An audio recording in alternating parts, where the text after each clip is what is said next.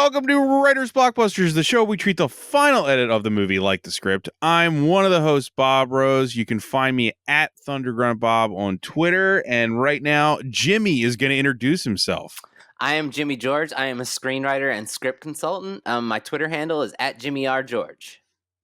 And now, Jamie. I'm Jamie Nash, and I am a screenwriter as well. I am also the author of two Save the Cat books, Save the Cat Writes for TV, and the Save the Cat Beat Sheet Workbook. I always pause in the middle of that one. And my Twitter account is Jamie_Nash. And which one of us is it? Is it the Dungeon Master? What's the term for who would be the, leading the charge here? Technically, in this podcast, I would be the Dungeon Master. Yes. All right. Yeah, I would be considered that. Not that I'm good at it, but we'll get to that in a second. So today we're going to talk about our show is called Writers Blockbusters. We normally talk about blockbusters or classics. Today we're going to talk about a movie that should have been a blockbuster. Yeah, man. It should have been Dungeons and Dragons: Honor Among Thieves. It came out this year. Before we get into our talking points, we're going to go around and say how we all felt watching this movie. Because we all kind of just watched this for the first time, right? Yeah. Obviously. Let's start with, of course, since I'm the Dungeon Master, I'm going to choose Jamie. Yeah, I was very much looking forward to this movie based on the buzz. And I do have a D&D background as well. As a kid, it was a big part of my childhood. For a few years. I'm weird. Like my hobbies, I go, with the exception of writing. Writing's the one, but I'll go all in on a hobby. And if you consider D&D that, for very intensely for short periods of time, and then I'll move on to the next one after a few years. And D&D was kind of like that. It was my all-consuming life for a few years, and then I kind of didn't play ever again. Because I think I find whatever buzz I get from other things later, like writing or filmmaking or something, or acting or whatever the thing is. But I went all in on D&D probably from the time I was I'm trying to think, 5th grade to 8th grade. 5th grade, it was longer than that. It was probably more like 5th to 12th. I think in around 8th grade, I got into LARPing. So have you ever heard of Darkon? Have you ever heard of? God, yeah. Yes. Okay. So I just recently I was told by a friend of mine, and this is true, I'm going to be one of the founders. They're going to list me in the history as one of the founders of Darkon. Wow. So, oh my God. So when I was in like 9th grade, so Darkon's like a LARP. They had a documentary they made a few years back. I was going to say, are you involved in that? Were you in that? No, it was long after. Because I was into LARP when I was a kid. Like I was like 7th. I probably gave it up by the time I was a junior in high school. Maybe I went once or twice then, but I kind of had given it up at that point. So, there were like 5 years I was really into like that. And that kind of took over D&D a little bit. So, but anyway, the people in my neighborhood basically created Darkon with a couple of the other people and it was really a ripoff of like 2 other games. This isn't the Darkon podcast, but just to kind of give you a feeling of my all-encompassing nature of Dungeons and Dragons stuff. LARPing is an offshoot, right? Like it's the same like theme. It's that you want to take it to the next level. The movie role models, yeah. I want to wear the costumes instead of a table, right? So role models look like they scouted Darkon. Really, it looks like they kind of looked at it and said, and Darkon is one of the more popular ones, but it's regional and stuff like. There are a couple other ones around here, Dagger here, and some other ones. But anyway, but LARPing was very much. But I was into the adventure side of LARPing, so I wrote a book for Darkon, The Adventurer's Guide. So adventuring was like LARPing is usually like you just fight, like a whole bunch of people just fight. Like that's kind of how Darkon was. It's like, let's all have a battle and we get up again and we do it again. And it was kind of like a sport in some ways. There were teams, you made countries, you battle each other. I wrote the Adventurer's Guide. The Adventurer's Guide was kind of like a live action D&D module. It was kind of like a haunted house. that you get to kill the monsters. So That's you wear awesome. masks. Yeah. And I wrote the rule book for that, which is what, but Jesus. so for years, and it kind of goes back to my writing thing. So for years, I wasn't, they didn't list me as one of the founders because I didn't write the actual rule book. I solely by myself wrote the Adventurer's Guide, which never got published. Oh, okay. So anyway, the guy contacted me recently and was like, look, I know you were one of the ones involved in the original days, so we want to put you. I think they might have, they had some meeting and they were like, we're going to put you. And I was like, that's awesome. I should be on that list. So anyway, that's my D&D bona fides. So how does that make me feel about this movie? I have been waiting kind of for a D&D movie. The previous one didn't really work for me. Or It was anyone. fine. Or anyone. And fantasy is difficult in general. I've written a couple things that are sort of offshoot fantasy things. Never really like this. One day I do want to write my own D&D script, low budget. I want to do some contained kind of thing. And it's kind of been my bucket list I've never done. It's like one of the few things I haven't gotten to yet. It's like, and I think because as time goes on, I'm less and less interested in fantasy stuff. So I'm like, I almost have to Right. go back into it to remember why I even wanted to do it in the first place. So with all that being said, I like the movie. I didn't necessarily think it was the greatest movie of all time. To me, it's like a solid Marvel movie. That's what it reminds me of. It has all the fun, a lot of Guardians in the of the Galaxy vibes for me in this. It had heart. It had humor. I think the script is good. We'll talk a little bit about that. I think the execution is almost better than the overall construction of the script in some ways, because the action sequences are great. Chris Pine is great. All the people around him are great. The story is kind of complicated in some ways, and it's kind of and I think people like it for what it is. I'm not even sure that it's like the best D&D script. You know what I mean? Like, I don't know that it captures like marching order and dungeons and all that kind of stuff, because instead it's a bunch of little quick adventures or something that could be like whole day campaigns or something. But anyway, so it sounds like I'm bagging on it. I'd give it like a B+ or something like that. It was definitely probably one of the more fun movies I've seen this year. That's my long. I really just wanted to talk about my D&D background. No, I'm glad you Right. did. We were excited to hear about it. Everyone should know that what our relationship with it is. We're going to talk about a movie like that. Yeah. Jimmy, go for it. Yeah. So I don't gravitate toward fantasy in general. I mean, I like fantasy movies, and but I don't like. It's not a genre that I'm like jazzed about. And I really enjoyed the movie, and I don't have any history with D&D. I've never played D&D before. But that being said, I loved the movie, and I think I've been saying this recently a lot, but like there is a ton of craft little lessons that we're not going to talk about. Like, I think there's a great example of the old way, new way exercise that we talk about a lot with Edgin, and a bunch of other little things that aren't on the list that, are well written and a lot of craft there. And I agree with Jamie, what you said, like the execution, the texture, like the performances, the music, the effects, the score, all elevate the material. But I think the material was strong enough to begin with to make that happen. But yeah, like I had a blast, and I wasn't anticipating the tone, like you said, that Guardians tone. And if you had told me that was what it was going to be, I think I would have been like, going into it. I thought I was coming in pretty blind. Like, I didn't watch the marketing for this. So I was just ready for Lord of the Rings. And then I got like sort of, not because it wasn't mocking it. It wasn't a spoof. It's not it's not like Lego Batman, like even though it has the connection to Lego Batman. Yeah, I know. And but the tone really worked, and I think I can't remember if it's even on the talking points anymore. Is Audience Surrogate still on there? Or did we cut that off of there?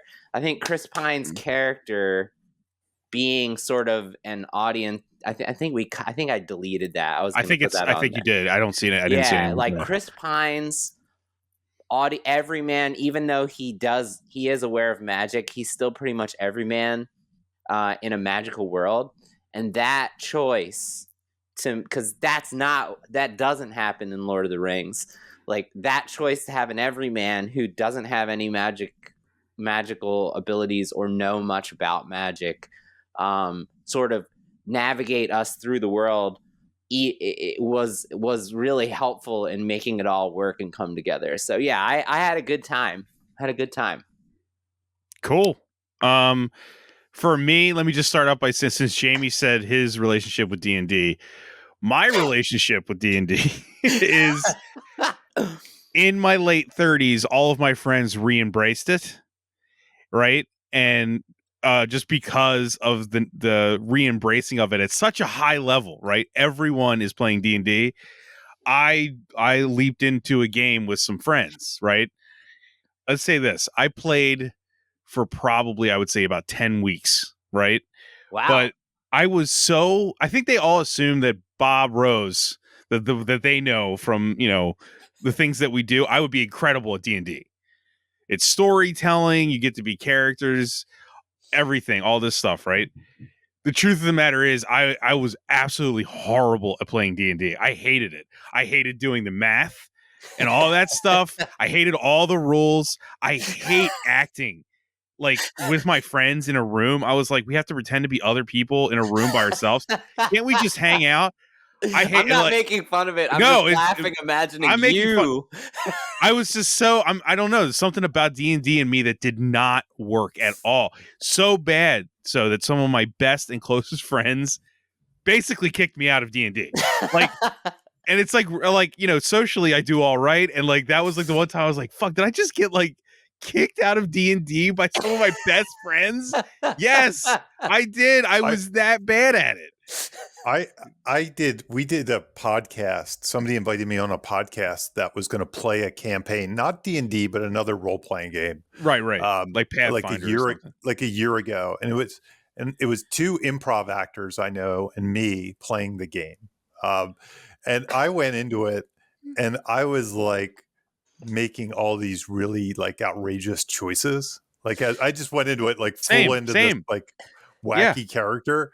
And I think it was funny because the other two were improv actors. And I think I even took them by surprise, like with what I was doing. I was just doing all this, like, I know what I'll do. I was just like, everything was a plot twist or something, all these outrageous choices. No, I remember one of the first games I made I had sex with some like satyr character or something. And I made one friend got really mad at me for like making it sexual, but I also rolled well, so it worked. I don't know. I was trying to make the game funny to make it interesting to me. That's what I was played doing. Yeah, where I figured Jamie would understand. I mean, if I play it normally, I kind of don't have any interest in that. Like, right. Creating a normal fantasy like story that only my friends will hear in the privacy of our own lives. Like, I don't want to write. Yeah, some people if no one's going to ever see it. Yeah. To me, the idea of creating when no one's going to ever see it is like, I'd rather just watch TV. But I don't want to do it. the one thing I realized as a kid was I only liked the DM. Right. Because then I was entertaining 5 people. I was spinning a story for 5 people. And you were controlling them. You were controlling what happens with decisions. I had total story control. And that was fun for me, to make them laugh, to make them scared, to make them like it was writing. And I realized that was, I didn't like I'd rather just watch TV than do the other thing or something. But I liked spinning the story. But this was in my late 30s. So I was already past like just hanging out. Like I kind of wanted to hang out with my friends, and they were all doing this once a week. And you get older, you got to find reasons to hang out and everything. Absolutely. So I tried, and I failed miserably at it. So there's that, and I don't want to keep repeating myself, but I think you should try Laura. No, Jamie, I'm not doing that. I think that's like Me, It's you, and funny. Jimmy have to show up at dark Oh on my next week. gosh! Yeah. God, no. I'm not squeezing my ass into anything. Like that Darkon. Get you a wizard outfit. You'll No, be thank there. you. That'd be a disaster. Also, like, yeah, no, that's not happening. I'm not going to go into that. Why that's not going to work. Because then you got me talking about bathrooms and stuff, and I was no, it's okay. Anyway, I was going to say, so that's my relationship with D&D. Like, literally, one of the few like social soul crushing moments of my adult life was my friends being like, "You can't play D&D anymore." I'm like, Jesus, I totally. Oh, they were right though. I giving them that. Second, I was there opening night 20 some years ago for the original D&D movie. Oh my God. Like Yeah. a truly packed theater of people all completely baffled at Marlon Wayans turning into gold dust and flying away. So I like my relationship with D&D as an IP and as an actual thing is very weird. Right. But I think out of the three of us, so I actually saw this in theaters, this movie Awesome. in theaters with my friend Laura, who's a huge Chris Pine fan. So she asked me if I wanted to see it. And we saw it with a smaller crowd, and we saw it like the opening day of Super Mario when, Oh yeah. people were already forgetting this even existed. And I got to say, even with the small crowd, it was a total crowd pleaser movie. That's great. I really do enjoy it. I don't think it, like Jamie said, I don't think it's the greatest movie ever made, but like it's a really solid movie. It's a solid Marvel type movie. If the studio didn't botch the release of it, I think this could have been a nice little fantasy franchise. Yeah. But they totally ruined it. They totally ruined it. Mario absolutely crushed it. They released 2 movies with the same demographic, nerds. Yeah. Totally ruined it. But the movie is very charming. Jamie's right. It's got like a Guardians vibe to it, which I wasn't expecting. And yeah, I think it's Chris Pine arguably at his best. He's really good. He's really good. Like between this and Star Trek, I don't know what I like as far as him more, but it's like one of his best things. And now it's going to be the only thing he does with this, because I don't think they're going to make another one. Man. Unless it does amazing on home video. Part 2, like sign me up. Yeah. I remember they were doing like a TV show in conjunction with it, or maybe it was completely separate. I bet it's canceled now. It could be. I don't know. Could be. It might work better on TV. It might be one of those things that I don't want everything to be a streaming show. Oh, yeah. That's just, I get it. understand why people want to do that, but it's just like 2 hours. That's enough. So speaking of not getting a chance, so the box office was $205 million worldwide, and it's probably still raking in bucks overseas. So yeah. That said, the budget listed was 150, and it probably, so they have to make double and a half or whatever to make a profit. So us saying it's a fun little movie, it's not a little movie. No, it's not. It's that's a Marvel movie budget. Yeah, it was a big budget. It was a big gamble, and it did not work. And they brought in the guys who did Spider-Man: Homecoming to direct it, right?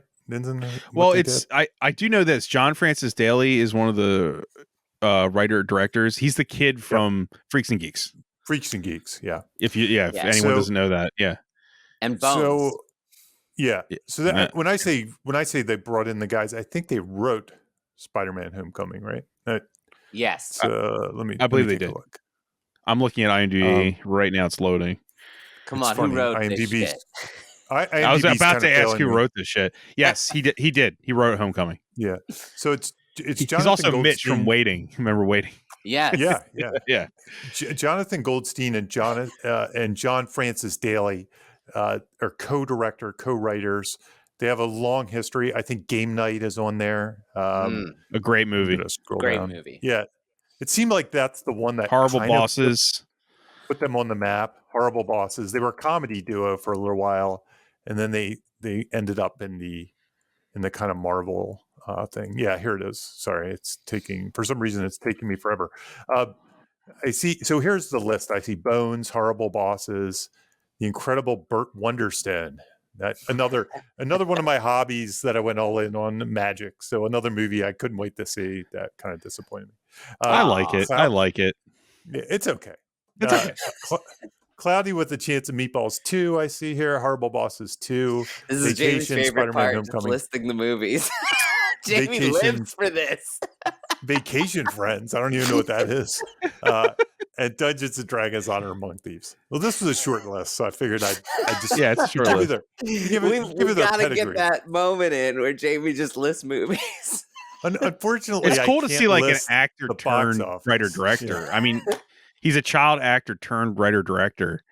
That's pretty cool. Yeah, it's awesome. That doesn't normally work like that. It's good for him. Yeah. Yeah, Yeah. the 2023 box office isn't as interesting to me as the 1992 box office. Or No, something. box office now, like it's such mess. It doesn't mean anything. I can't do that, unfortunately. My usual But you thing got it I'd out really of love to do. you satisfied that with the IMDb list there. That was good. Yeah, it would Jamie. be like, I can't go, oh my God, Super Mario's #1, followed by Guardians of the Galaxy 3 that just came out.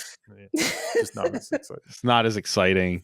Yeah. I was going to say the reason I said that it had a connection to Lego Batman was the story. It's got a story by credit from Chris McKay, the director of Lego Batman. This movie has a story by credit. Interesting. I wonder if there's some history where he did an OG draft, and then they took it over.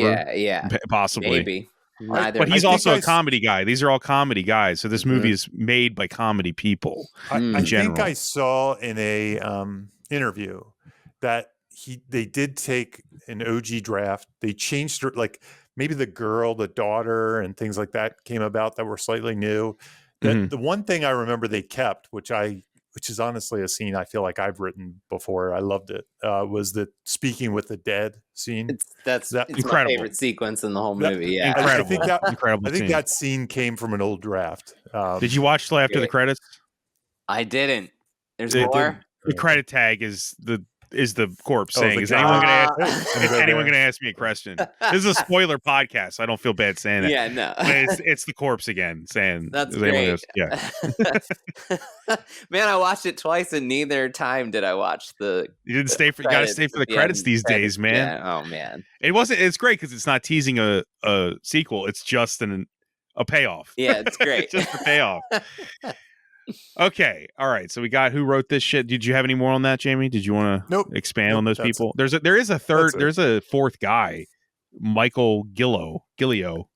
I don't know anything about him. Wasn't that also a story by? Maybe that's where I saw the original draft. He's got screenplay by on IMDb. So he must have been the guy that was credited with the original draft, Speak with the Dead scene. Yeah, that they mentioned. Okay. No, cool. Yeah, the dead scene. I knew that you guys would love too. Oh, yeah. It's just like that's when the movie really pops. I was like, it's really good. It felt a little Army of Darkness or something. Yes. Too, something. Yeah. If it was Sam Raimi, it would just have more crash zooms, but it'd be the same general thing. So yeah, why is it so hard to write a D&D movie? Yeah, Jamie. Yeah, tell us, Jamie. Tell us the creator from the creator of Darkon. Of Darkon. That's right. Let's hear it. That's how I'm good at whenever I talk about the podcast now, I'm gonna say, and we have Jimmy and Jamie Nash, the creator of Darkon. Not gonna mention Save the Cat books. Yeah. Never mind all the movies he's written. That's right. But you gotta remember I'm like the 12th creator of Darkon. So if not you're in my mind, you're number one. I'm the last one. I'm like the honorary. I'm the one that's just gotten credit in the last year. I'm distracted by this image of the three of us showing up to a LARP game with like styrofoam swords. I think I still have a couple weapons in my garage. I've kept just in case I ever needed to go back for some reason, even though it's been like 40 years now. Awesome. 30 years. It's like Rambo. They're calling you back for calling you back into service. Dust off the styrofoam shield. Pull out the shield and the foam fireballs ready to go. So yeah, why is it so hard to write a D&D movie? Why is this taking so long? And failed twice. What's up with that? And I thought about it even in regards to this one. Let me turn my phone off. I'm getting messages. It's the fucking Darkon people saying. Yeah. It's Gary Gygax. It's time. From the dead. It's time, Jamie. But speaking of which, Gary Gygax. I'm very much into the history of D&D, and he actually wrote a D&D movie back in like the 90s when he kind of was kicked out of TSR. They kind of moved him to California and said, go make the cartoon and stuff like that. And he wrote a D&D movie that I think you can find the treatment out there. It's kind of similar to the cartoon, even though it's not like it's people from this world going back to the D&D world and that kind of thing. So like the He-Man feature approach. Was that how I don't is that even how that remember. came about? I actually don't know either. No, I'm just saying that sounds exactly like what they did with He-Man. Gotcha. And so yeah, it was like, D&D players go get transported back. It wasn't the Dungeons and Dragons ride like the cartoon had. Speaking of which, I'm just surprised they never adapted the cartoon, to be honest, because it was the characters make an appearance in this. They're kind of iconic. It's kind of fun. I think it would work. It had a cool villain. The characters from the cartoon make an appearance in this movie? Yes. I didn't know that. Yeah, they're in that little. So when they're going through the maze, they're like stuck in a prison behind them. They say nothing. They're just all hanging out, like looking at each other. They're in the gold cage. Oh, that's from the cartoon. I didn't know that. That's awesome. Yeah, they're all the characters from the Easter cartoon. Egg. Yeah. Very cool. It's funny. Somebody like me that's really into that cartoon, like they stick out so much because they're so goofy, colorful, and stuff like that. Yeah. But Gygax tried to do that back in the 90s. So I thought I turned you off, stupid friend. So, how you have to get your fingernail in there. This episode is as loosey-goosey as playing a D&D campaign with your friends. This is like on a Friday night. It feels like to play with Bob, a D&D campaign. It's a mess. I admit it was a mess. So one of the reasons I think the D&D movie is hard is because D&D really is so many. It could be so many different things. It's a universal set of rules for all types of fantasy campaigns. And while it does have specific campaigns it's done over the years, they never choose to adapt those either. Like there's Dragonlance, there's Ravenloft, there's all these specific campaigns that they could adapt, like that are more like narrowed down, but instead they seem to want to do the bigger picture, which I understand. They want to make a new story out of it.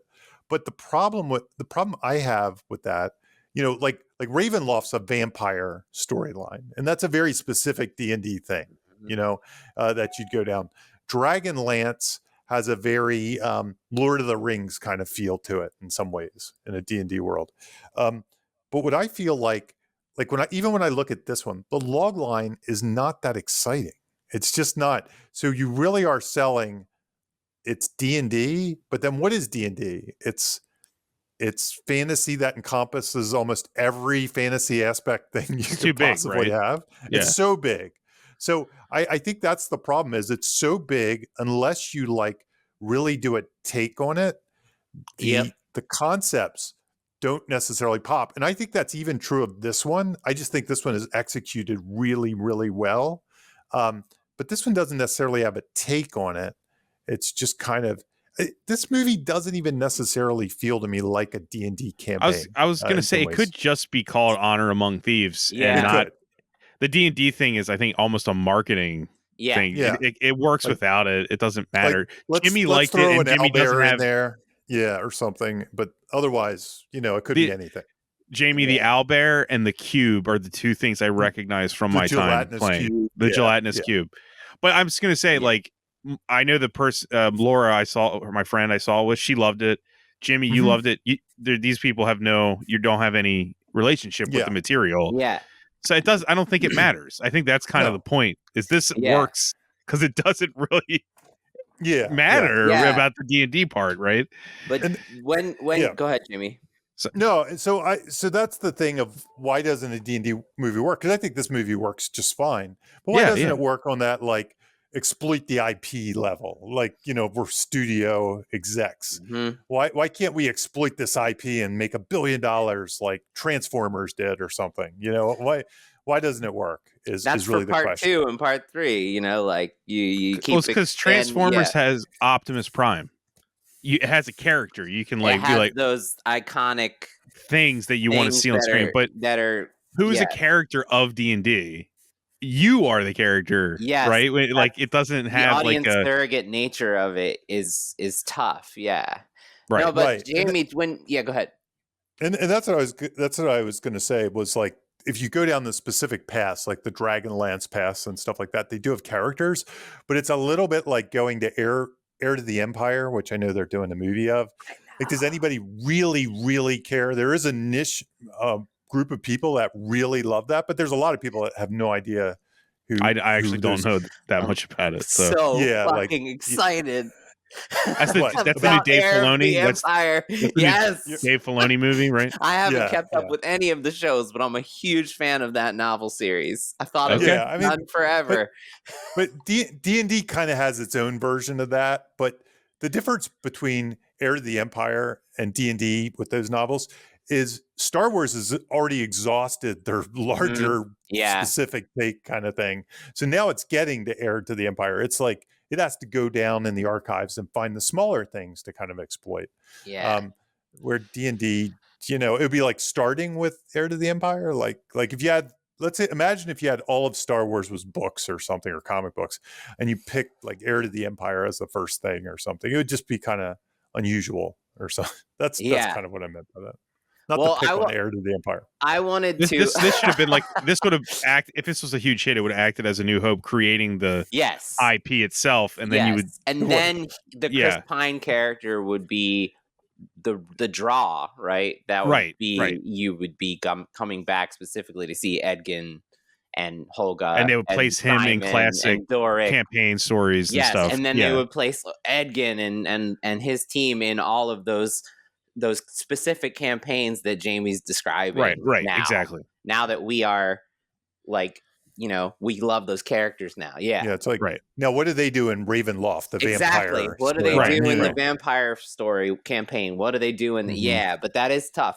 No, but I wanted to take this. I thought like when you posed this question, it immediately made me think of what we talked about on the Willow episode where I got to vent for like 10 minutes about the common problems I see with fantasy scripts that come across my desk. So I'm about to deliver script number 390. Congrats. I have done consulted on 390 amateur scripts so far in the last 6 years, and a huge chunk of those are fantasy scripts, and there are 4 consistent problems with every fantasy script that I get that come across my desk, and they all speak to this question that you asked, Jamie, which is like, it's a big world, big window problems. And I wanted to see if you could explain the concept of big world, small window, and then build off of that. Yeah, big world, small window is just the idea that when you're coming up with concepts, when you're coming up with your initial log lines, a lot of people want to write these big fantasy stories or science fiction or something like that. And what I always suggest is the best kinds of spec scripts to write are big worlds, but that have a very limited, small, low budget window to that approach. So Terminator would be the first Terminator is my favorite Yeah. example of that. Yeah. Because it's this huge epic war of the machines versus humans, but we boil it down to one machine that looks like a human, so you can cast, Arnold, and it's in modern day US. So it's low budget, it's small scale, but we're seeing this bigger thing, this bigger idea play out in a very small window. So Yeah, that's Bob kind of the big articulated one. it like in the last time we did it as focus on the battle, not the war. And That was smart of me. And you did, and I've been using that since with my clients who send me fantasy scripts, because everybody wants to focus on the war, not the battle. Right. And a single battle or a couple battles makes her a really good single cinematic experience. A war doesn't. It's too much. The window is too big. So I'm not going to go. Or you have to work up to it. You have to You work up know, to the you have war, to earn right? a Earn war, the right? war, right? Like Lord of the Rings, you have to earn that Like, at the and end. you can throw us into a war, which we've seen many famous things do, but we're not going to focus. We're not going to see 7, 8 of the big gigantic battles. We're going to see 1 or 2, so like the common things that I see, this movie does well, in my opinion. I'm only going to focus on 2, which is, by the way, I have a quote here that I use when I give these notes from Ted Elliott, who I believe came up with that concept of big world, small window. Ted Elliott was co-writer of Pirates of the Caribbean, an example of this, right? Right. And he said, the way to a boring movie is to show us everything. So most people who are writing fantasy scripts, not like novels, they get excited and they want to show us everything, right? So I see the geographical window is too big. The characters window is too big. The mythology window is too big. There's 7 prophecies, prophecies on top of prophecies on top of prophecies.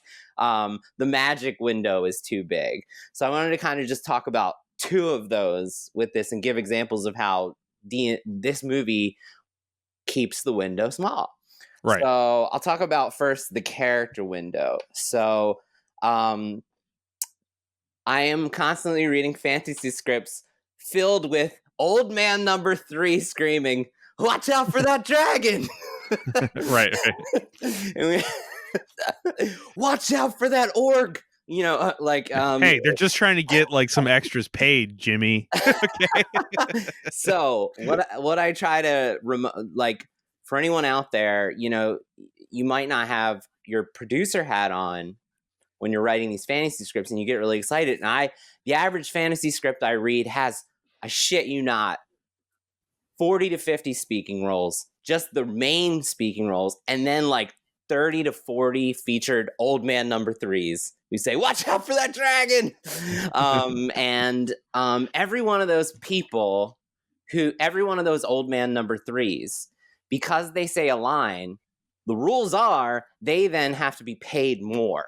So you have 30 extra paychecks, that are bigger, and every single one of those people needs a costume, a meal, make hair and makeup where they might not need hair and makeup if they're an extra. So you have to think, like, every single time you're adding like a featured extra, you're adding all this fucking money, and it's a scheduling nightmare, so keep that in mind. So I'm going to compare. So I said 40 to 50 speaking roles and 30 to 40 speaking extras. Compare that to Dungeons and Dragons. It feels like we're getting a lot of characters, right? It feels like the character window is really big. But when you get down to the nuts and bolts of it, there's only 12 speaking roles. There's only 12 characters with names who speak. And then there's only 10 extras who say a line or 2. There's the council members, 4 corpses questioned, 2 executioners, 2 high games gamblers, who then get torched by the spell, and 1 crowd member who's the little kid who's excited about the riches falling from the sky. Forge, he's gifted us. So total in the whole movie, it's as big as this movie is, only 22 people ever say a line. 22. So that's something to keep in mind. Like, consolidate your cast members. Like, if you have 2, 3, 4 people who say one thing, can you combine them into like one person who's saying 4 things? And it's also not just for the production; it's also for the audience. The audience, because the less time we have with people, the less we care. And if you're spending more time with less people, you're caring more about their journey. So this movie is a great example. It's a huge world, but we just have a small character window, and that it deepens our experience. And then I just wanted to talk about the second thing, which is the magic window. I'll specifically focus on the magical objects. So if you listen to the Willow episode, I go into this way more, but I'm trying to breeze through it again. But I literally have to make grimoires. Am I pronouncing that right? Grimoires, like, that's how I pronounce it. Yeah, I'll go with Jamie. Like, I literally have to make like basically Jamie's adventure guide. Yep.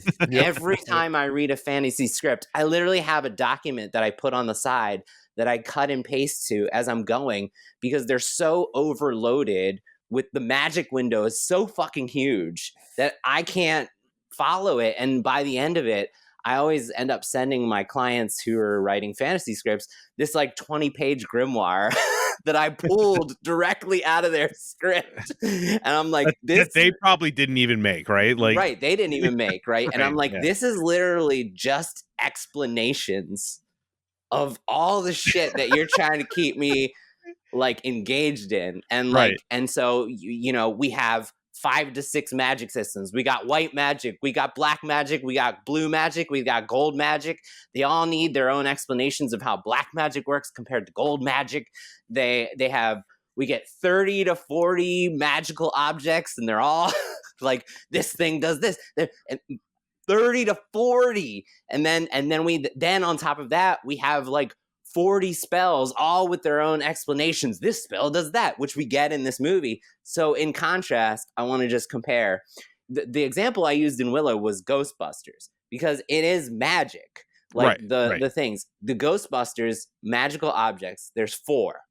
The PKE meter, the proton pack, the ghost trap, and the containment unit. That's it. That's all we need. And if you start, imagine if there was 20 different like ghost hunting like contraptions on top of those 4. You just fucking get lost, right? And then the PKE meter and the proton pack and the ghost trap become less cool as a result, right? Because you're like, oh, what is that? Oh, that's that thing that traps ghosts, right? I got confused with like, you know, the ghost scanner and the whatever. But in contrast, this one, it does have 9 magical objects, but 9 is not 30. Yeah, it's not. Yeah, and I think it does a really good job of explaining it. For D&D to have only 9 is pretty big. Yeah, that's for the IP itself. I think it's really instructive for people out there who are thinking about who are writing a fantasy, have a fantasy, they have a fantasy collecting dust script. Yeah, right. To go back, like, okay, there's Kira's invisibility pendant, the tablet of reawakening, the horn of beckoning dead, the helm of disjunction, the cleric's token, the hither staff, the sending stones, the magic suppression handcuffs, and the maze cube. All of those have setups and payoffs, and we get nice burying. All of those are buried with the joke. We get the explanation. We get a joke to bury it. You know, like, that's a big Twinkie. You know, right. Yeah. So with this huge D&D magical world window that we could possibly be shown, the writers chose to only show us 9 magical objects. So I think that's really instructive. You could spend D&D is filled with magic spells and different creatures, right? Like you could spend the entire movie just listing them, but that's not what you want to do. There are a lot of spells. Like the internet says that Sofina does over like 20 spells and goes through them all. Personally, I tracked them and I only saw 7. Like the top, and so I don't think it's excessive. You know, I don't think that we're watching Sofina and being like, "What the fuck is that?" I think with Sofina, it's kind of the same thing like with Wanda. You know, she just like has Vader, sort of. Yeah, she has red wizard power, and we kind of just accept that whatever she's doing, that's right. That's what she can do. For the general cheeseburger audience, it's not hard to follow, right? Right. Yeah. It makes plenty of it. I never felt lost. No, I never felt like what's happening. You know, I think Jamie. It's one of those things too. At the villains, it's kind of like the coincidence rule. You can have a coincidence that is bad luck for the hero.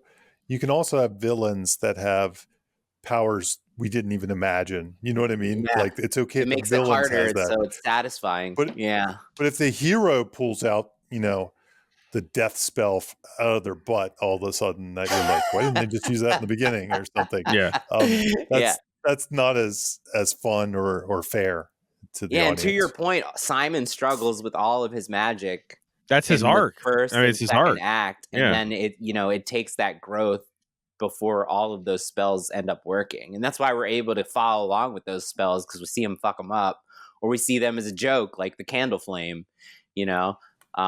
So yeah. Anyway, I I wanted mean, to if you put- look at yeah, like Freddy Krueger, I mean, who can define what kind of spells he's using and right. his, with It's his very demonic loose. magic. It's super very loose, right? Dream world, It, But it dream works. world powers. Yep. Dreamworld logic, right? Dream Like that world was what. logic, right? Nightmare Yeah. logic. Yep. Right. Yep. It just So, doesn't make total sense. anyway, I just thought, in particular, what Dungeons and Dragons does well that you can learn from if you're writing a fantasy story is that you don't need 50 speaking roles, and you don't need 50 magical objects. I shouldn't need a grimoire to understand what the fuck is going on when I'm No, only I I'm think only on page 50.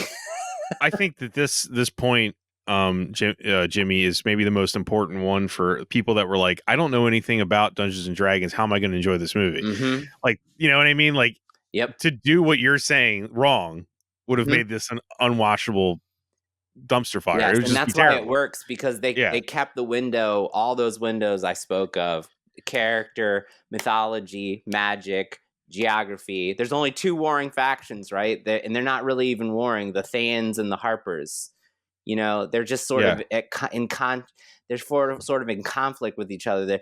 If we also did like the second Thans and the new Harpers and the rebellion of the, it's like I said in Star Wars, if you had the Empire, the Rebellion, the Second Empire, and the Second Rebellion, all of a sudden it's a fucking mess. Like, It's the a old mess. trilogy doesn't work. Yeah. So less listing the names of things and more Hugh Grant giving one of his career best performances. yes, That's what you want, is more Hugh Grant. So okay, let's talk about the opening exposition. Whose point was this? I think Jamie, was this yours? Jamie, is this yours? Yeah. Yep. So we talked a lot about exposition in our last podcast on Guardians of the Galaxy. Right. So I was going in fresh with this one. This one has a ton of exposition dumps. And the funny thing is, right up front, there's this massive, let me tell you the story of how I got here, sort of exposition dump. But the funny thing is, like, reading interviews and even watching it, I almost get the feeling that this is the first thing they came up with. They love this idea of this exposition dump. And I do think it works because Chris Pine totally does. is having fun with it. And but it kind of violates some of the rules that we set out last week, like of cool. In some ways, this is just a pure exposition dump. It's like, let me tell you, but it's executed beautifully, which is to say that sometimes you can do things that we say you probably shouldn't do, and it works kind of awesome. Guidelines, not rules. There's a lot of techniques at play within that sequence. It runs humor. The gamut. Humor can like fix a lot of things. If something is trying to be funny and it works, you can do the wrong thing and still make it work. You know what I mean? Totally. Yeah. And it's interesting too, because in some ways, if I didn't break this down into a Save the Cat beat sheet or anything, but in some ways it kind of, it's more of a framing device than it is an exposition. You know what I mean? It's because it kind of is giving you it's giving you the whole story of how they got there. In some ways, I don't know if I should say it's like people telling you their last D&D campaign, like, hey, our last week we did this adventure and we ended up here, and catching now up a new player. You're catching up a new player. It kind of has that feel. That's I'm not sure actually a great way to codify it, like previously on. Right. And somehow the whole Shawshank Redemption of the whole thing, you know what I mean? Is you kind of understand where you're at. It shows you that character's style, his traits. And then the whole Jonathan thing just wraps it up perfectly. Like that's it also shows you character, their cleverness. It shows you the cleverness and how it's all a little bit of BS. And I love the little touch of we were going to let him out anyway. That was the best joke. It's such a good joke. Right. No, but Jamie, it's funny that you were kind of saying it violates the thing. I'm not pushing back against that, but I was looking for how it used what we talked about last episode with the Guardians, and I think it used two things one that you brought to our attention that I had never really thought was thought of as a technique, but that need to know basis. When characters need to know something, then the exposition that follows feels smooth and organic and doesn't feel so on the nose. And the Absolution Council does need to know Edgin's story in order to make a verdict, right? So they need to know. So yeah. And another thing I think I probably mentioned, I'm not sure the words I used, but use it as a tactic to resolve a conflict. And that's really what it is, right? Yeah, there's an obstacle in the way. Yep. And he is giving exposition as a tactic to try to win sympathy to get out of prison. And that was another one we talked about during the Guardians. I use the term, it's not my term, but exposition is ammunition. Like he is, if a character is using it to gain power in the dynamic of the situation, like in defense of themselves, then we also want to hear it, right? We want to hear what is he going to use? What are they going to use to get themselves out of this situation? What information are they going to give? And this entire 15-minute sequence is basically one long exposition as ammunition, him testifying to try to get himself off. So it is pretty on the nose, but at the same time, it does use those techniques well that we just talked about in the Guardians one. So, yeah. Yep. And I when I try to think of the alternative, like how you could have done this, like, we talked about Ready Player One, where I really disliked the first 10 minutes or whatever of that. You could have done that version of it. Right. Like, you just, how did I get, it straightforward. could have just been a voiceover. Like, how did I get here? Well, let me tell you, or something. And it could have just been him telling you, talking movies do that all the time, talking to the audience. Like, how did I find myself in this dungeon, or something? And it goes, but they motivated they motivated it. They also make him on the run technically for the rest of the movie. He's a fugitive. He's a fugitive. Him and Helga are on the run. They also display, give you the exact character traits of Helga and him. Exactly. You know exactly what they're both about. It's get really well all done. Those things that need fixing that we talk about. All that, right? Your standard character and world setup is handled in the 15-minute prologue. Yeah. The other alternative that I could see is you don't have that. I mean, I don't know what that scene is if you don't have that, right? But you don't have that, and then somehow you almost save it for the Hugh Grant encounter kind of thing. It's like, oh, I'm looking for my daughter, and then it all comes up. Well, you tricked us, and we're flashing back or something like that, or not. It's funny. It makes me think of the Ant-Man. With the guy the recap, the Ant-Man the recap thing, Yep.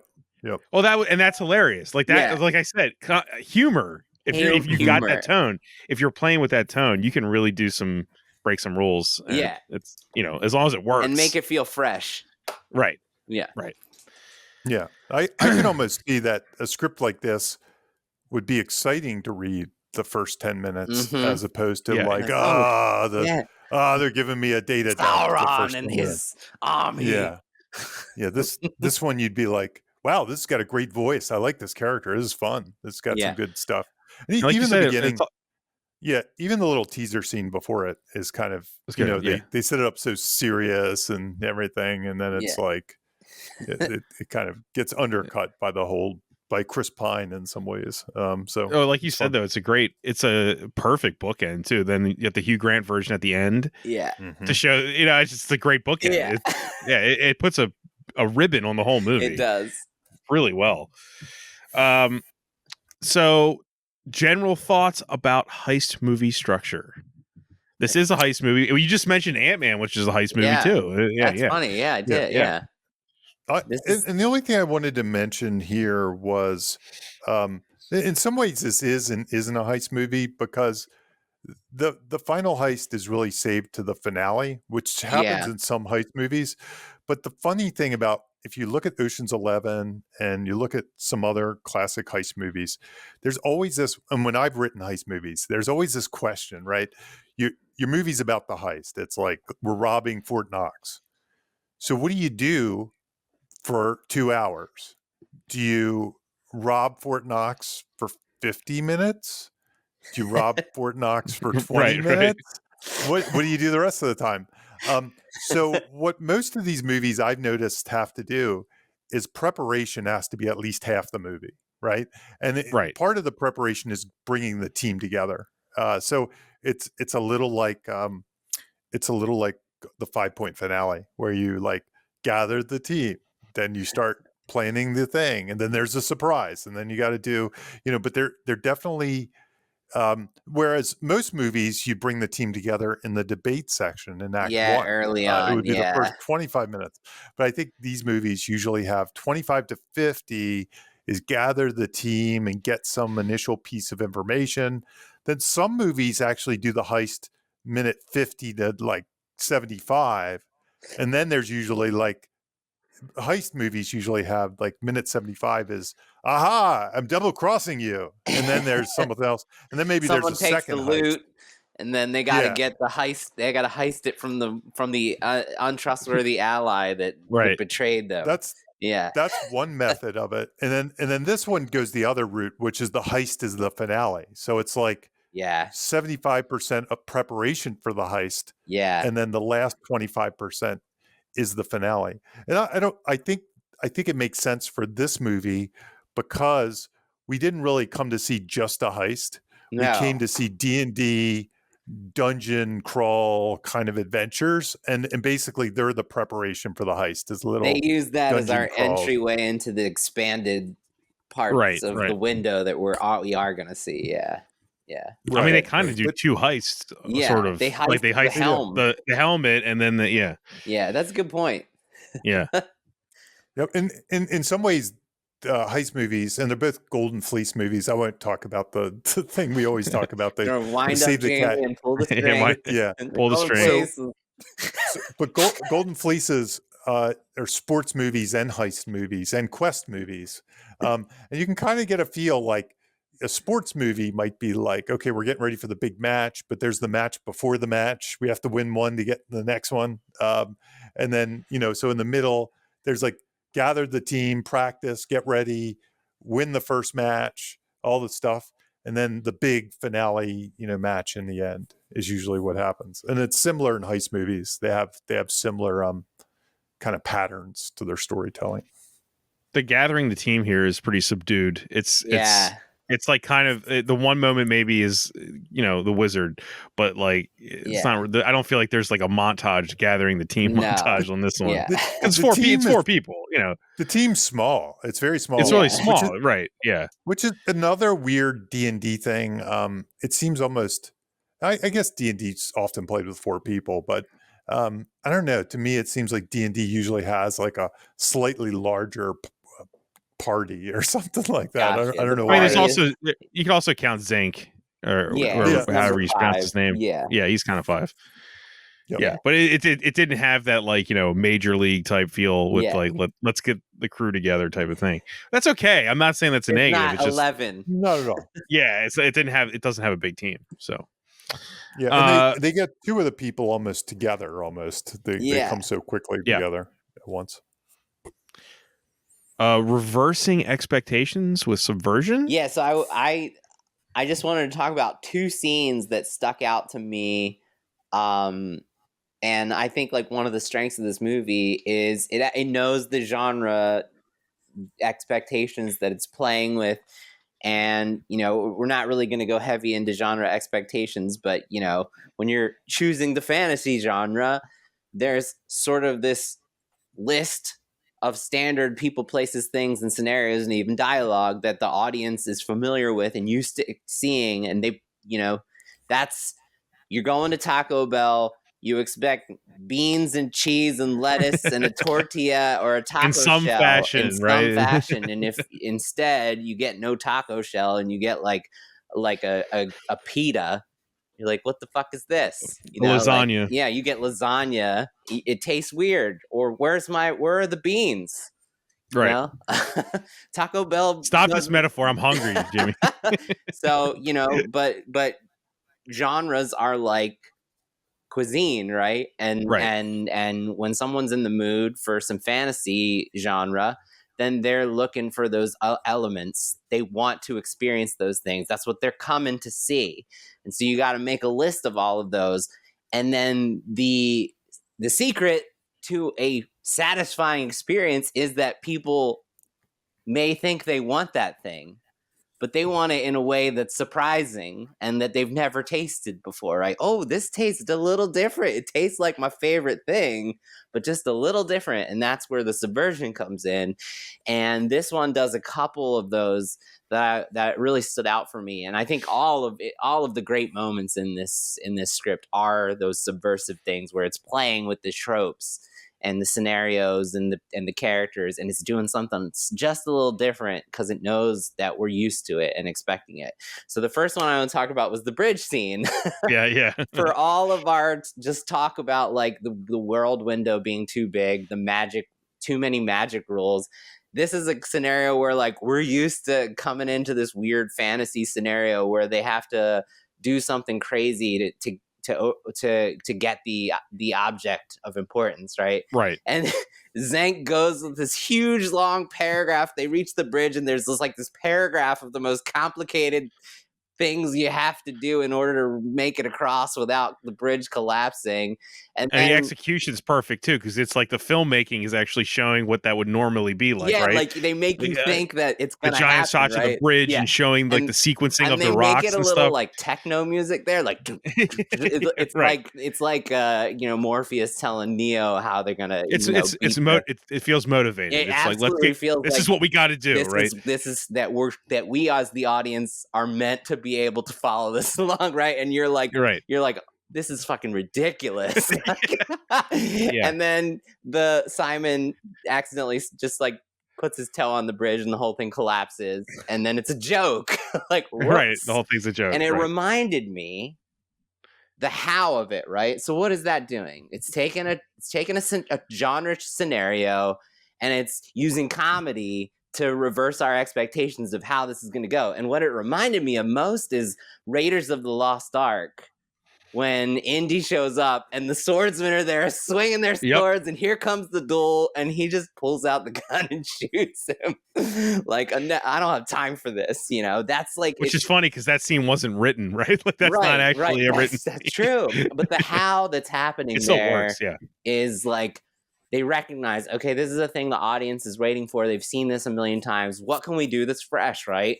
And you find ways. Just shoots him. Yeah, she shoots him. You find ways to play with the scenario to give us something that does the same thing but new and specific to what you're doing. So it fits the tone perfectly. It's just it's my favorite moment in the movie is the bridge scene. And then it's like, oh wait, we have a portal gun. Oh, and but I just wanted to focus on the how of that. How do they achieve that? Yeah. They recognize that we were anticipating something like this, and so they made a joke out of it, and it worked. So the second one I want to talk about, it's less a genre trope and more just like movie trope. Mm-hmm. So the confessional scene, like we've talked about confessional scenes a lot. The killer share is also, what it's known as. It's Toy Story. Woody saying like, how can a toy like me compete with an action figure like Buzz Lightyear? And it's in Die Hard, it's Al saying, I had an accident, I shot a kid, explaining like his, and it usually comes at the low point for the character in the movie at the end of the second act, where they're admitting that they have a problem, or they're seeking like atonement for something that they did, and finally admitting their fault in the situation. And this is like your classic situation, right? Like Edgen confesses and apologizes to his daughter that he's a bad father, and he truly was looking out for himself when he abandoned her. He was trying to resurrect his wife, not her mother, so she could be have her daughter. He wanted his wife back. And then we think this is this great emotional moment where we've seen this in endless movies. And then his daughter just starts laughing at him and turns into Safina the witch. And then they bury it with a joke with Hugh Grant saying, you'd think you'd be able to tell the difference between a 300-year-old wizard and your own daughter, but I guess not. So it's another example of how the writers understood that this is a trope situation that we want, that we like, but they gave it to us in a way that was fresh using comedy. So, and it still tells us something. I mean, it's a sincere confession. Yes. It just turns out to be useless. It delivers the to goods, him. right? We Yeah. get that Yeah. moment still. Like, and then there's the joke later. I had a whole apology, but it got wasted. Yeah. Like, that's great. So yeah, I just wanted to talk about those two moments because I thought they were particularly instructive. Cool. I feel like the one subversion, especially with the bridge, is somehow also speaking to like D&D. Like on one hand, it's like a DM coming with some convoluted thing that's kind of boring, and like I can picture that. And I think it's almost making fun of that, and there's like a wink to it. But then there's also the thing that dumb players do dumb things, and you have to kind of keep the story going. So you just come up, oh, we have a portal gun. You know what I mean? That's totally like when you're playing D&D, you've literally got like 6 authors sitting at a table at the same writing the story in real time. That's awesome. So stuff like that totally reads, like yeah. And you'll have then you have like a Jamie in there who's trying to do all these subversive things to make jokes, and everyone else is like, why don't we just go for the thing we're trying to get? And you're trying to make it funny, and they're like, Well, and then sometimes like the DM would lay out like a whole thing on the other side of the bridge, but you just destroyed the bridge. Well, it can't end there because I just spent my whole life building the thing. So it's like you find a portal gun. Or whatever. Luckily, you find a portal gun because this is making me like the movie even more. This context because I already liked it. They did establish the portal gun thing. No, they did. They did, but it's so loose, and I was just like, I remember watching the movie. I was like, of course they have a portal gun. That is so something a person that plays D&D would come up with. I'm sure that exists too, Jamie. And that probably is a real thing. I'm sure. Keep in mind, I got out of D&D in the 80s, so a lot of the stuff wasn't invented by then. It's newer. I got you. Yes, I expect the creator of Darkon to know these things. Okay. Shame on you, Jamie. Yeah, shame not on you. Not in the Adventurer Guide. Definitely not. Okay. Definitely not. Using POV to manipulate the audience or audience contract violations. Yeah, so the audience contract violation we have only talked about a couple times, and the only one that I remember specifically is Scream. So this is something I was like, this is my favorite thing I'm excited to talk about with the two of you guys, because I want to hear why you think it might work.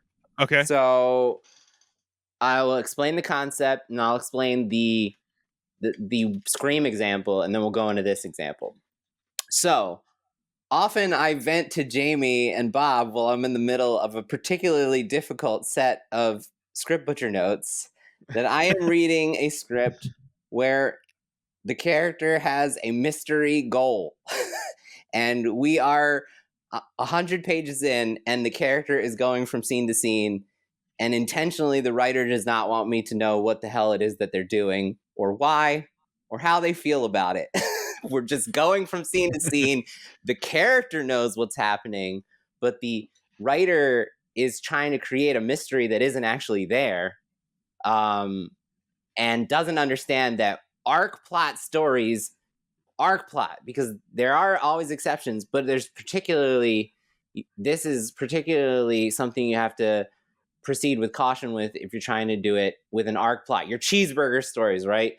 Your experimental stuff, do whatever the fuck you want. And mini plot, which sort of is a mix of the two, I think you can have a better chance of the audience giving you leeway if you decide to disconnect us from the character. But if you're telling a standard Hollywood cheeseburger story, your arc plot story, there is something that I've heard other people use that I also call it, which is you have an audience, you have a contract with the audience that says, here is your hero.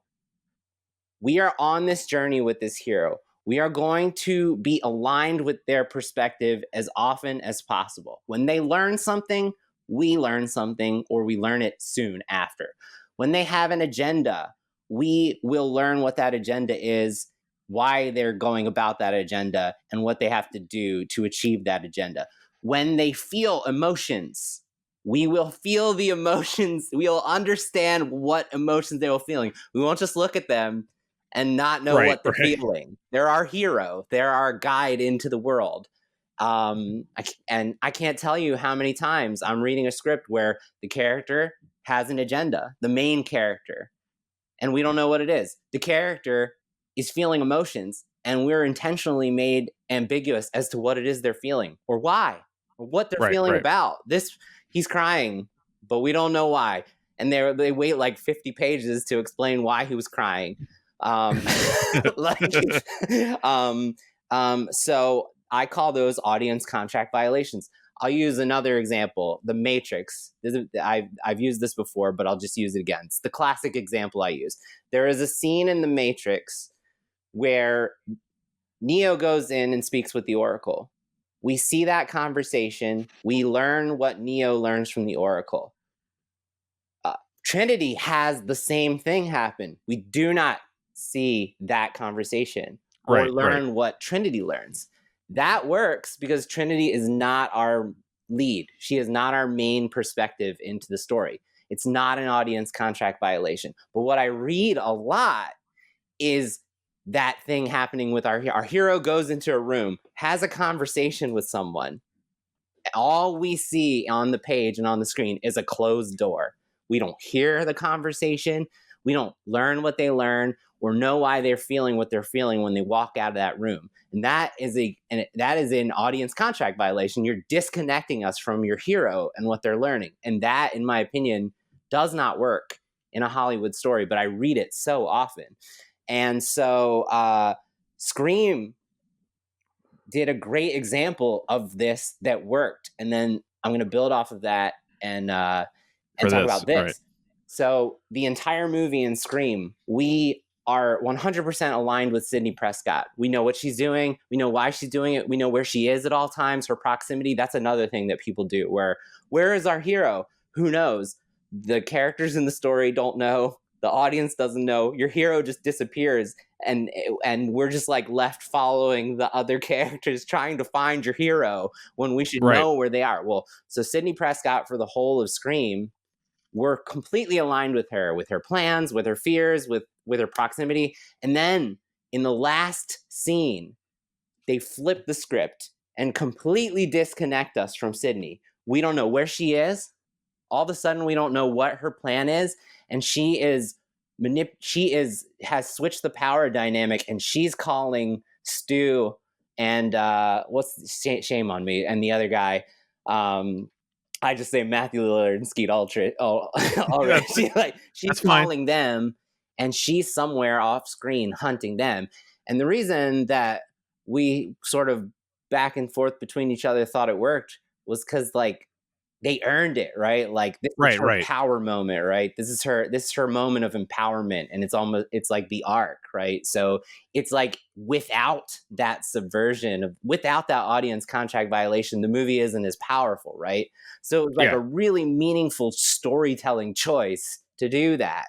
It wasn't just some like willy-nilly, oh, I want to create a mystery. It was like, it was the moment she takes back her power, right? So this is her arc.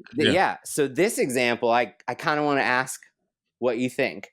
In the finale, when they put the team is facing off with the witch, with Safina. Right. We do not know there is a plan. As far as we know, they're winging it, right?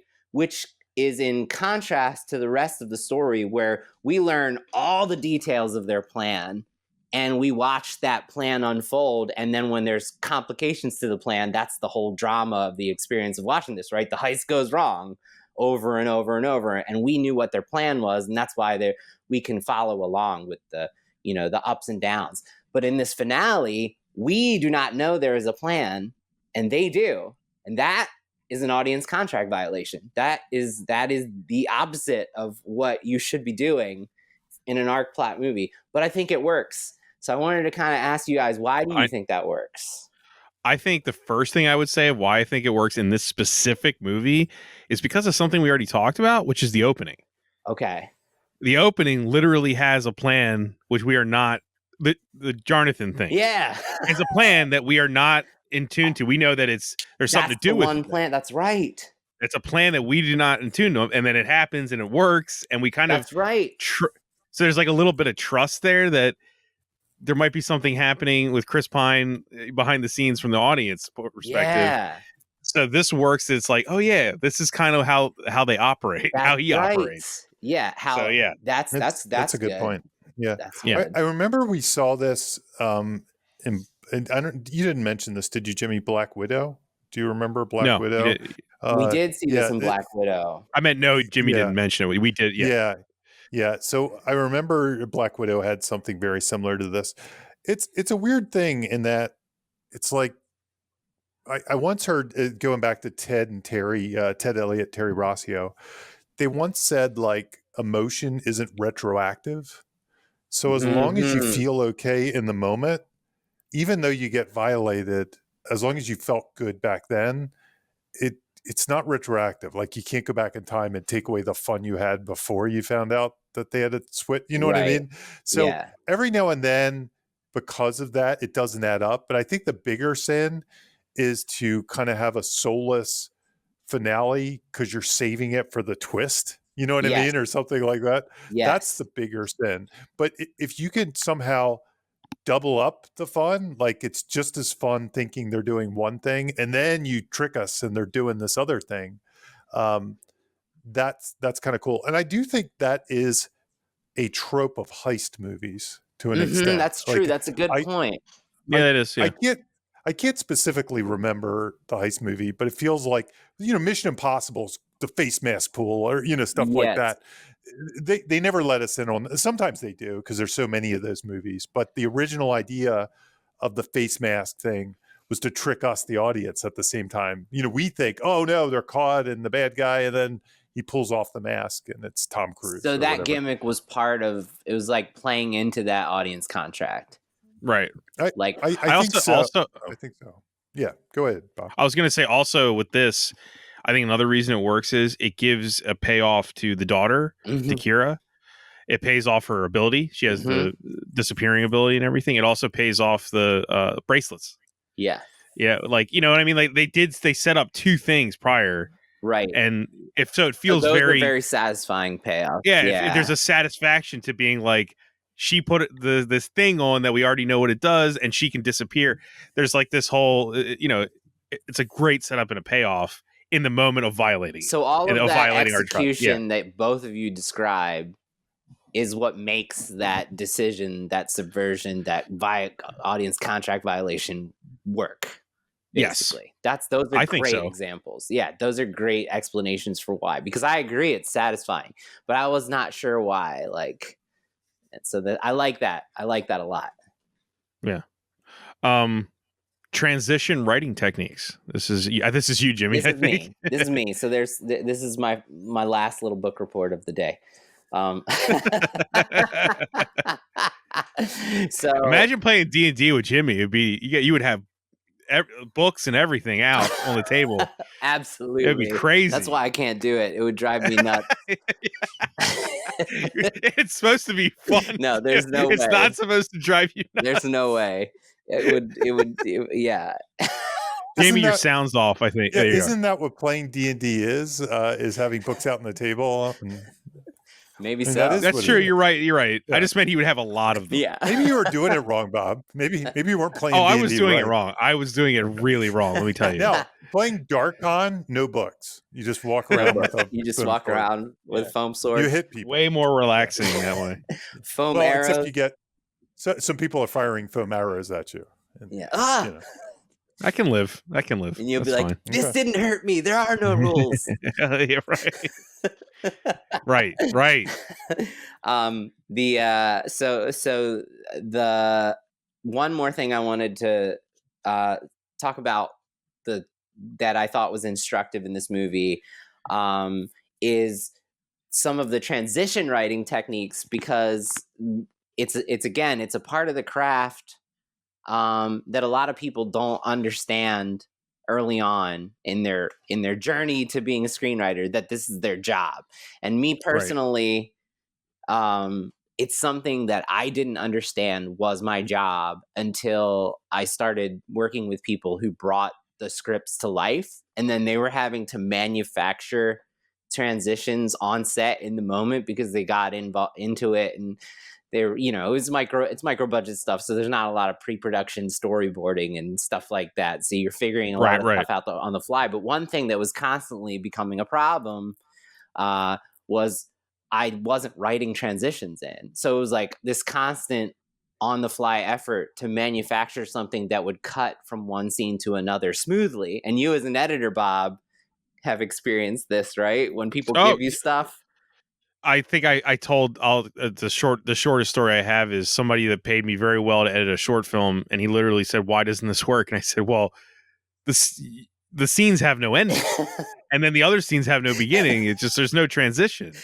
I literally said to him, and it ended up that this filmmaker decided not even to release the short because of transitions. Oh man! Literally because of the lack of transitions. Because the transitions weren't like written in to be filmed. Basically. It just felt so stagnant, and it did not work. The guy was just like, and he spent money on this, and he decided it was so not working. Man, he just that's such a shame. Very, very sad. But yeah, basically the how that I like to give to my clients is it's basically a mini setup and payoff that bridges the gap between two scenes. So in addition, and a lot of times for me, when I'm not sure how to, there's there's a classic, one of the classic screenwriting, strategies is come in as late as possible, leave as early as possible. Sometimes I'm sitting there and I'm like, I have so much more of this scene to tell. How the hell do I leave this as early as possible? And coming up with a clever transition to start the next scene that gets into that as late as possible ends up saving me and helping me figure out, oh shit, like I can get out of here way sooner if I just use this transition, right? So sometimes just trying to brainstorm that little mini setup payoff ends up saving me a half a page of a scene, So I wanted to. Dungeons and Dragons had transitions, four different ones that stuck out to me. They're all different in what they're doing. So the first one is a match cut. It's right in the beginning when they're mining the ice. Holga and Edgin, I can't remember how to pronounce his name, are hammering a block of ice, and it cuts to a gavel pounding the council table. So that's like a really simple, it's called a match cut. It's like I call that a match cut. I don't know. You think that would be it would say that in the script? It doesn't have to. It's honestly, it depends on the voice of the writer. Okay. You don't, and that's another thing. So some people, they'll just assume. I will read scripts that don't, from writers who are still new, who don't understand that you have to write the transition, and they're all fade to, dissolve to, cut to, there's no actual storytelling there. It's just it's time for the next thing. Yeah, it's just so I think that whether you put the match cut in there is really whether you feel like it doesn't speak for itself, Right. So the second one is a voiceover pre-lap. We've talked about, Jamie, how would you describe a pre-lap? I'm always I don't do a great job of explaining it on the podcast when we've talked about this in the past. Pre-lap is really, it's almost like I'm going to describe it in the worst way possible, an editing technique where you J-cut, which is the thing, where you basically bring the sound or dialogue of the next scene into this scene. Yeah. So you end this scene with the dialogue or the sound of the next scene, but not the image. Yeah. That's really what a pre-lap is. That is totally an editing yeah. Yeah, but you can write that into the script. You can write, and it doesn't even have to be one of my favorite pre-lap transitions ever is The Usual Suspects, when we see a machine gun and then you hear the rattling that sounds like a machine gun, but the gun's not going off, and it cuts to a paint can shaking in the next scene that is making the sound that sounds like a machine gun. I mean, that is writing.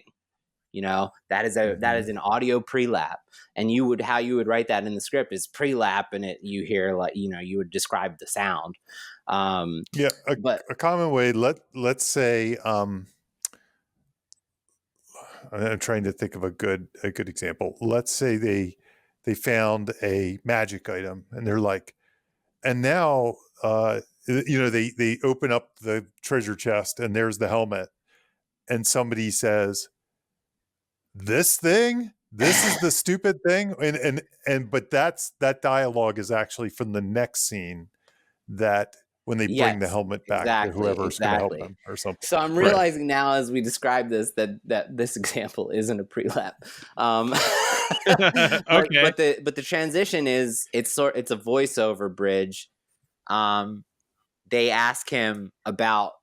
They continue. It's in the opening prologue. They're asking him to continue his story, and it changes. The story goes into the part where they become thieves, and we see a bunch of jewels with glass spraying over them in slow motion. That's all we see. And while this is happening, we hear Edgen say, "It's intoxicating when you realize that what separates you from what you've always wanted can be a thin pane of glass." Then it cuts to, in real time, him smashing a pane of glass. And so it's sort of like a question and answer transition. Who or what is breaking the glass? And then the cut to transition answers the question. Edgen is breaking a glass of a storefront. That's what that slow motion shit was. But that is writing that was written into there to be a clever setup payoff to get to this next scene of the prologue. So that's another one. So this is another one, question and answer. And Jamie, this one was the first time I noticed, since you brought it to our attention, about using a transition to introduce a new character and expand the world. So when they first start deciding how they're going to build the team, Holga says Simon is they're like, we should get Simon, and Holga says Simon is a terrible sorcerer, and Edgen says, we haven't seen him for 2 years. I'm sure he's gotten better. Cut to Simon's got this like cheap little candle flame trick, and he uses a pun like, no one can hold a candle to this trick, and the whole audience is completely unimpressed and bored. So it's another question and answer, right? Did he get better? Cut to the answer. No, he didn't. But it also does that technique, Jamie, that you described, which I love. I think that's like such a unique way to motivate, like, introducing characters and expanding the world, right? We want to know more about Simon because of that transition. So I think it's a commonly used thing in heist movies, by the way, and gathering the team in heist movies. Yeah. Like if you watch Ocean's 11, they introduce a lot of characters. I think a lot of them might be introduced. I might be wrong about that with Ocean's 11. We need this guy. Cut to this guy. Or it's somebody going, well, who knows how to crack a safe? Yep. And then it goes to that. And that's also a question and answer too. So the question and answer are like really effective. Like a villain in the movie saying, like, show me one guy who can stop me, and then it cuts to the hero doing something. You know what I mean? Like, there's another one I call this one I call before and after, which is when they get to the tomb opening that's going to go down underneath the ground to where they need to find the helm, over the bridge and all that stuff. They're looking down into the pit that they have to climb down, and Simon says, I'll go last. I'll go last. And then it cuts to everybody else at the bottom of the pit already, and him slamming into the bottom of the pit finally last. So it's comedic, but it's also before and after, right? Set up, payoff. So it bridges the gap very nicely and very smoothly. And you as an editor, I'm sure, would appreciate that. If you're I think when it comes especially to indie film, when I'm specifically talking about indie film, because I feel like, Hollywood's usually pretty good about this stuff, especially with cheeseburgers. But when it comes to your indie films, doing these things either in the editing or in the writing or in the sound department, this will make you stand out. This transitions will make you stand out above everyone else. Yep.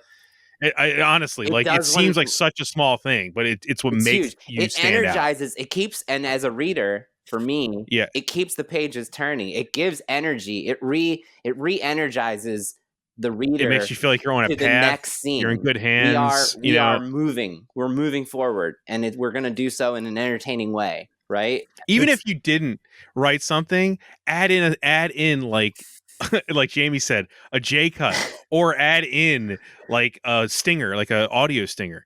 Anything. Like if you have to do it in post, make people think you had a transition there. Yeah. Like literally, it will make your movies more interesting to watch. Yeah. It's funny when I talk to people that direct television. I know a couple people that direct television, and this isn't anything they say, but they seem to really be focused on landing, because most of the stuff when you direct television is already done. You know, like the casting's right. there, the crew, the DP, all this stuff, and there's a showrunner delivering story and getting performances to an extent. But the directors are very focused on making sure they land the transitions to edit scenes to scene to scenes together. Wow. And the other thing is eye lines. They're like, it's like that's one of their big focuses. I get the feeling professional directors are really, really, really obsessed with the eye lines. I don't know why. Eye lines are important. They're important. That's the one thing that I notice most really professional, like differentiating myself when I direct, like, and I'm like, yeah, I think it's okay, you know, or something. And they're like really into even though that's a scripty kind of job, is to make sure the eye lines all match up. I've seen so many, indie things where it's just like meandering because like scenes don't end; they just sort of cut to a new thing. It feels like you're lost. Yeah, this gives you momentum always. It makes the audience feel like they're in good hands. Yes, and the reader, really and does. the reader too, from a script standpoint. Yeah. So, Jamie, did you have something to say? Did I talk over you? Nope. I think you're right, and I think it works really well in scripts, and it's something overlooked in scripts because we don't notice it quite as much. I think when it's bad, it's just we kind of make it up in our head or something. Well, you shouldn't notice it when it's there and it's done right. Like you shouldn't notice it's there, But when they're done in scripts, it just kind of takes things to the next level and moves things along. And I think it's just really useful to think about. Yeah, and there's one more example, and then that's all I had for the transitions was an opposites. This one is opposites. So Edgin lays down on the beach and puts a jacket over his face, over his head, and to go to sleep. And then cut to Edgin awakens with a sheet lifted up over his off of his face, and it's a sunny flashback to his wife under the sheet with him, staring back at him. So that's a nice little. It's got a bunch of little elements to it. It's darkness to light. It's a sheet being covered to a sheet being lifted. It's got a little dream logic in there. It's doing a lot, and it's a really clever way to cut to a flashback. It's not like, like it's not Wayne and Garth. It's a nice smooth. It's almost surprising that it's a flashback, right? It's like, oh, because this is maybe what he's dreaming about, like maybe we're getting directly into his head about what he's seeing in this moment. So anyway, that was like one of my favorite transitions in there. So this is writing, and if you do it, it will help your script for sure. Agree. Yeah. I think this last one is Jamie, right? Writing tips for D&D I'm excited players. about this one. Yeah. Yeah, it's funny. I did a podcast maybe almost a year ago. It was the I don't know, Wizards of the Coast. Hasbro has their official D&D podcast, and there's one called Dragon Talk. So if you really want to hear me talk about this for 45 minutes, go there. And it was that one was kind of how to apply Save the Cat to Dungeons and Dragons. That's awesome. That's great. What kind of stuff can you use? And I'm just because we were doing this today, I thought I don't barely remember what I said on that podcast, but I so this might be a repeat or it might be completely new. But I do think there are some useful things. And like I said, I used to like to DM more than anything else. And the weird thing about that whole world, there are many types of flavors of D&D games. There are some that are just like, they barely have any story. And it just becomes about like killing things, right, and collecting treasure. It's just Right. go. And honestly, when we used to play, when I first started to play as a kid, it took a little while to realize you can do more than just do that. Like there's hardly any context. It's just walk through dungeon, kill things, avoid traps. Why are we here? Nobody asks. That's not part of it. And what is this place? Nobody really asks. We used to buy. They used to have these things, modules, if you're a D&D player, and we'd buy them, and they were kind of light on story. There was a little paragraph in the beginning. There was a map. It told you what was in each room. It had some charts, monsters, and there really wasn't much story. But what you come to realize as you play is you, as the dungeon master, if you're interested in that, you bring that to the table, and then eventually you'll start writing your own stories. You'll create your own modules. So all that's a prelude to say, I do believe that you can use Save the Cat to structure your adventures, and it seems that there are really two types of DMs too. There are ones that are they're really fair with the free will stuff, and then there are other ones that are more like me, that I give the illusion of free will, but I'm constantly manipulating it to hit the emotional beats of Save the Cat or something. And even as a kid, I think I internalized like what a movie felt like, and I was trying to give my players a movie experience. Like I was trying to give them Right.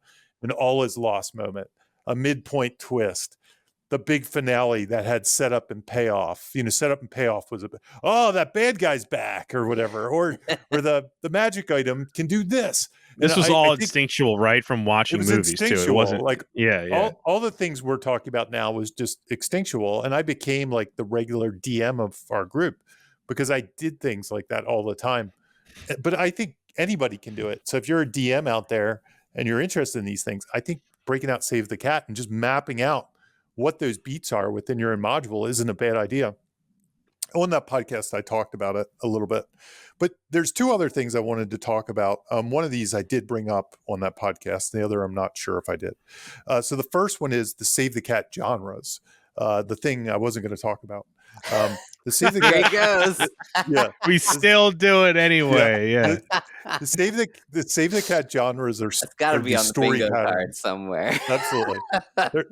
They're these the stories. The funny thing is, like Save the Cat genres are usually, a lot of times when I teach, it's the thing I skip over, but somehow on this podcast I talk about them all the time. But like because my class, I have to cut something for my class, and it's usually the genres. I'm usually like they can find those on their own. Anyway, so Save the Cat genres they're in the original Save the Cat. They're not blockbuster genres. They're story patterns. They're common common types of stories that can be told. So there's Golden Fleece. I'll relate them a little bit to Dungeons and Dragons here. Golden Fleece is like the movie we saw today. It would be a golden fleece. It's usually there's a prize or a trophy, a quest. There's something to be claimed or captured.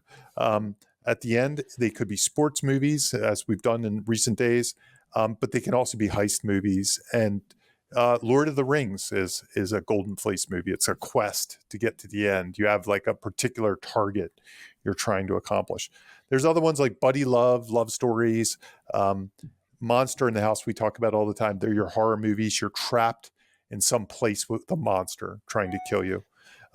So what I mentioned on that podcast was, I think most D&D adventures are Golden Fleece.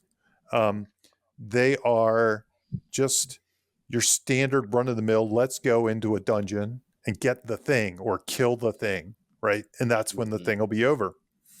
But what I suggested, if you've kind of gotten in the rut of just doing that over and over again, and you're starting to get a little bored with that, maybe look at the other 10 genres and say, can I tell another story with my D&D campaign? Like, and the one I remember bringing up that I think I did at one point with my friends, this is before I knew Save the Cat, was an out of the bottle story. So what if all your characters switch places with each other, with bodies? So you had to trade your character sheets. Right. Something like that. That's it could be great. fun. Yeah, it's just like you can do stuff like that. But if you look at the genres, there's you could do a monster in the house. What's the horror story? What's the monster trying to get you and you're trapped in with it? what's a what could be an institutionalized story in D&D. Institutionalized is good. usually like, let's say you're drafted into some military or something like that, or some sort. Right. But all I'm suggesting is, if you are a DM, you might want to take a look at Save the Cat, look at the genres and see the possibilities of types of stories you could possibly tell.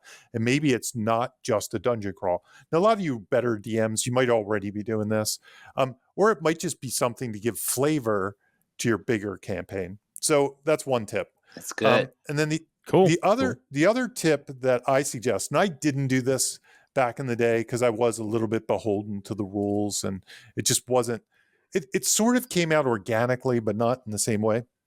But movies and stuff are really character based, and this movie that we watch, there's really good character traits and character stakes and character flaws and backstory and all this stuff.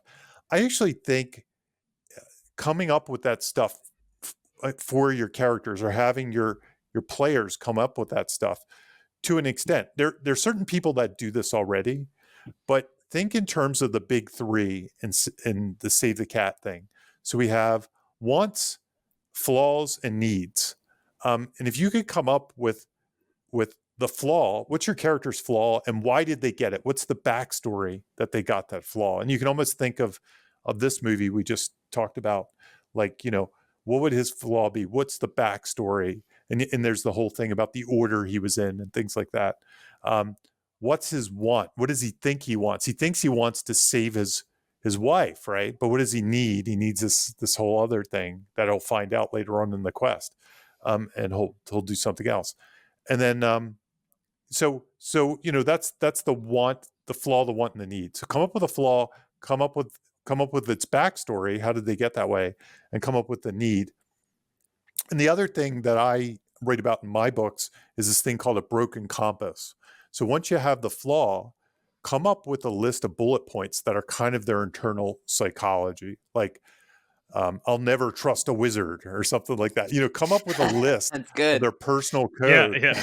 And then it gives you something to act against. You're not just like, okay, Jamie, what will Lord Zoltar do? And you'll be like, I'll pull out my sword. Right. You have like a character Bible, right? You'll have a Bible. You'll have a cheat sheet so you can play this character out. And if you share that with your DM, and they're a good DM, they can use that for setup and payoff.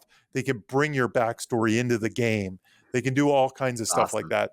I did that organically with my friends. Like, we didn't have flaws and wants and needs, but eventually, through bad acting, as you do when you're playing D&D, you kind of start coming up with stupid backstory and stuff like that. Or we played every day for like years. So I would remember things that happened the summer before, like, remember when you killed such and such?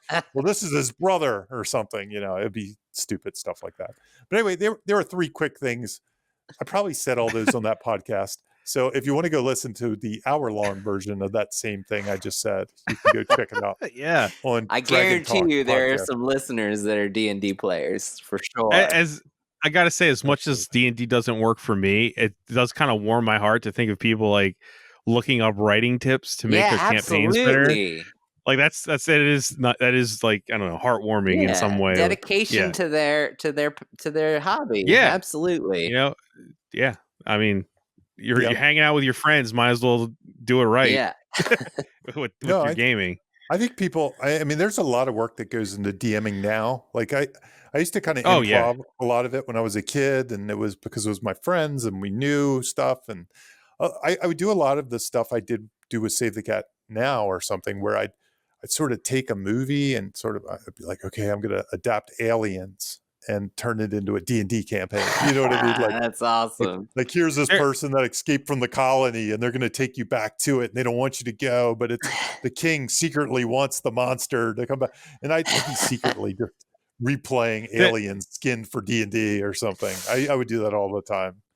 Jamie, there's a podcast that my D&D friend, my friends who play D&D told me about, and I don't know what it's called, but I know it exists. They instead of using D&D campaigns, they use movies, and so they'll do a campaign where they start off as the characters in Jurassic Park at the beginning of the movie, and then roll through that. Like, they've done stuff where like they did a Jurassic Park episode, they never even went to the island. And I, like, because they're rolling, and the DM tells them what was happening, and if you don't roll right, they ended up just staying on the mainland. And I was like, that's hilarious. but I was like, I love the idea of like using a movie as a campaign. Yeah. And then and the DM has to go by the rules of the movie and everything. Like that, to me, that would maybe be the thing that I would try if I ever got back into it, because it's because it has that connection to me. But other than the one I played not too long ago was kind of, I think it was called It Came From Beneath the Sea, and it basically was 50s B movies, right? So some of instead of getting saving throws, you'd have something like you could play like the set fell down or something like that. You could play these like, I forgot my lines. So right. You're kind of mimicking a B movie is what you're doing, and the game master was also trying to mimic the same B movie. It was kind of fun. That's cool. That's great. Yeah, I think they put a button on it. Like, look at what we're talking about right now. I think this movie, this Dungeons and Dragons Honor Among Thieves, does bring that joy to it, and does make the spirit of all of that. I think it will be discovered, and it'll actually get some people interested in trying D&D. Like, you know what I mean? Like, even though it's not about playing D&D, I think it actually is a good ambassador for the IP. Yes, that's a great way to put it. Maybe, I mean, but then again, you could argue like Stranger Things did as much for Dungeons and Dragons as anything. It feels like more popular than it's ever been, honestly. In my life, at least. I think it is. Mm-hmm. Yeah, I think it is. I think it's also mainstream now. So, with that, I think that's everything, guys. Right? Yeah. Jamie, I know you already plugged some stuff. Did you have anything else you wanted to add? Oh, I do have a new book out. I have a new novel. It's for kids. It's called Monster Stompers. It's kind of the way I describe it is Ghostbusters meets Godzilla. It's kind of like that, but it's a kid's thing. Very cool. It with a touch of Ferris Bueller. It's kind of has a Ferris Bueller style lead. But anyway, he and a bunch of kids build a fighting robot to fight the monsters out of junkyard parts, and they go on an adventure. Cool. It's awesome. But anyway, it just came out, so check it out. Where is it available? It is on Amazon. I mean, go find it on Amazon. Okay. It'll be on all the other places soon, but right now it's on Amazon. So go check it out. I think I write kids books that the adults like more than the kids, to be honest, because they're just kind of, they usually have my voice, and they're usually, I could care less about the kids, but it's like what I find is there's a large intersection between my voice and little kids.